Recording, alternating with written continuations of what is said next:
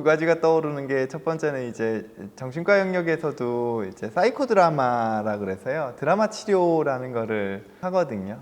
평소 같으면은 내가 가지고 있는 방어가, 내가 내 안에 있는 거를 표현해내는 거를 막고 있는 심리적인 방어가 되게 강한 상태여서 뭔가 표현을 못하는 것들이, 아까 말씀하셨던 무대 위에서 조명을 딱 받는 순간 순간적으로 몰입을 하게 되면서 내 방어가 풀려요.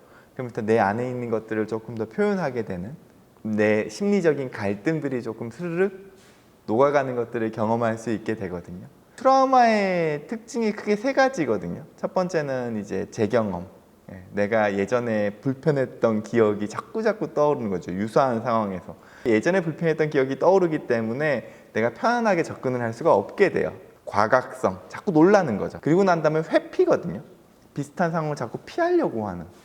트라우마 치료를 마치 내 트라우마와 관련된 것들을 지워나가는 작업이라고 생각하시는 경우가 많은데, 이건 일종의 기억이기 때문에, 상처기 때문에, 그거는 일종의 감정 기억으로 우리 뇌에 딱 박혀 있거든요.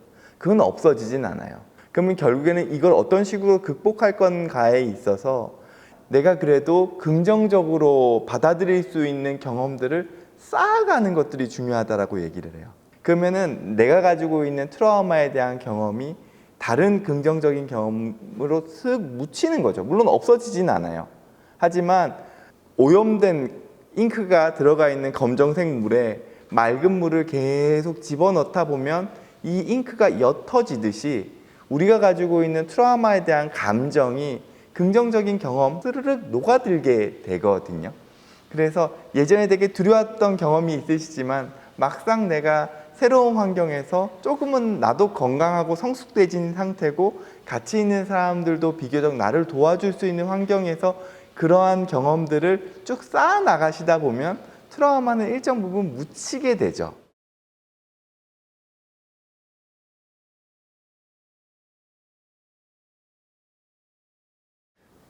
코로나라는 상황이 워낙 일상을 많이 바꿔버려서요. 한편으로는 근데 이런 얘기들도 하시더라고요. 대인관계에서의 부담이나 집단 생활에서의 부담이나 직장에서의 여러 가지 갈등이 있으셨던 분들 같은 경우에는 지금 나름대로 약간 이 언택트라는 것 자체가 부정적인 거긴 하지만, 내가 대인관계에서 약간의 정서적인 어려움 이런 게 있으셨던 분들은 오히려 훨씬 더 정서적으로 편해지셨어요. 그래서 이제는 내가 조금씩 사람들과의 소통을 해나갈 수 있을 것 같다는 이야기도 하거든요. 내가 막상 어떤 갈등 관계에 있을 때, 정서적으로 많이 어려움을 경험하고 있을 땐 의외로 환경적인 요인이 꽤 크거든요. 경우에 따라서는 내가 지금의 환경에서 조금 동떨어져 있는 환경으로 살짝 빠져나갔다가 거기서 다시 한 걸음 들어오는 것 자체가 이 상황을 극복해내는데 도움이 되는 경우가 있는 것 같아요.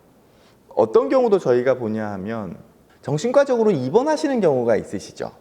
그러면은 보호병동이라 그래서 갇혀있는 시설에 들어와야 되거든요. 물론 난폭하고 되게 위험한 행동 때문에 이제 들어오셔야 되는 경우도 있지만, 경우에 따라서는 밖에서의 환경이 나한테 너무 압박감을 많이 줘서 그 환경이랑 떨어지기 위해서 입원을 하게끔 하는 경우도 있습니다. 그 보호병동이라는 환경이 되게 불편하죠. 왜냐하면 밖이랑 소통도 안 되고 통제되어 있는 환경이고 나가지도 못하고. 근데 맨 처음에는 되게 걱정과 부담으로 들어오셨다가 격리되어 있는 환경 자체에서 안정감을 오히려 찾으시고 조금씩 사회로 다시 돌아오시는 경우들을 흔히 보거든요. 그래서 물론 이 코로나 상황 자체가 빨리 극복이 되면 참 좋겠고 정말 그거를 바라는 입장입니다만, 어차피 우리가 조금은 사회적으로 거리를 둬야 되는 상황이라면 경우에 따라서는 우리가 힘들어 있는 그 환경에서 약간 좀 떨어져서 다시금 내가 사회적으로 복귀해 나가는, 돌아가는 그거에 대한 과정을 만들어 나가는 것도 되게 중요할 거라는 생각이 듭니다.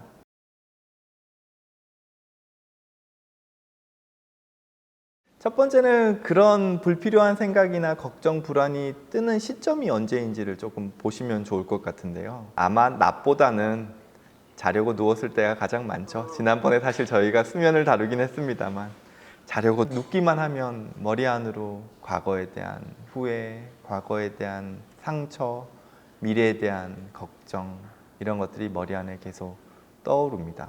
잠을 자려고 하는 순간 그런 생각들이 머리에서 계속 이어지면서 나의 잠을 방해하고 있다면 일단은 잠자리에서 나오셔야 됩니다. 그 안에 있는다 그래서 절대로 잠도 오지 않고요. 내 마음은 더 괴로워져요. 그래서 그때 말씀드렸듯이 그 상황에선 잠자리에서 일어나서 나와서 간단한 소일거리라도 다른 걸 하면서 시간을 보내셔야 됩니다. 그리고 잠이 오면 다시 들어가셔야 돼요. 잠자리로. 일상생활 중에 우리 머리 안에 때에 따라서는 안 좋은 생각들이 계속 이어지는 경우들이 있습니다. 그때 역시도 그 상황에서 피해서 나오셔야 됩니다. 그리고 가급적이면 좀 편안한 장소를 찾으시는 게 좋습니다. 편안하게 앉거나 편안하게 좀 기대거나 할 수 있는 의자에 앉아서 일종의 명상, 이완, 요법을 거기서 진행시키려고 하시는 게 맞습니다.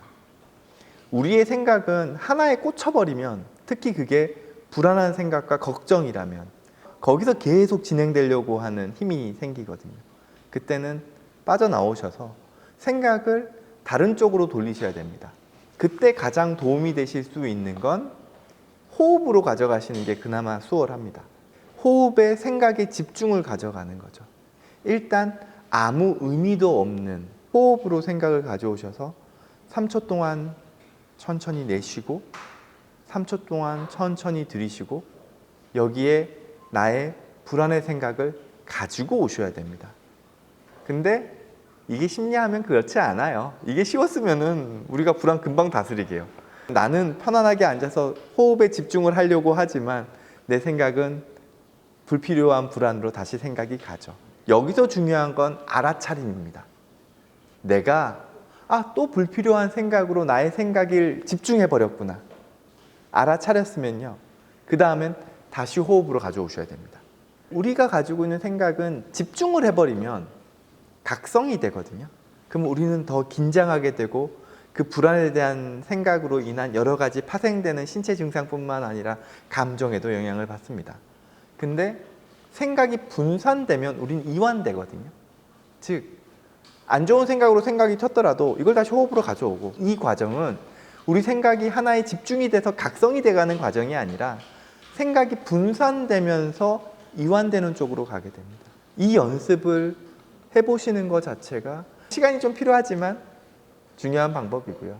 적는다는 건 내가 또 이렇게 불필요한 생각을 가져가고 있었구나. 그리고 막상 적어보면 이 생각이 얼마만큼 불필요한 생각이었는지에 대한 게 조금 보여요. 이성적으로. 그러면 조금 몰아내는데 수월해지는 측면들이 있을 수 있겠죠.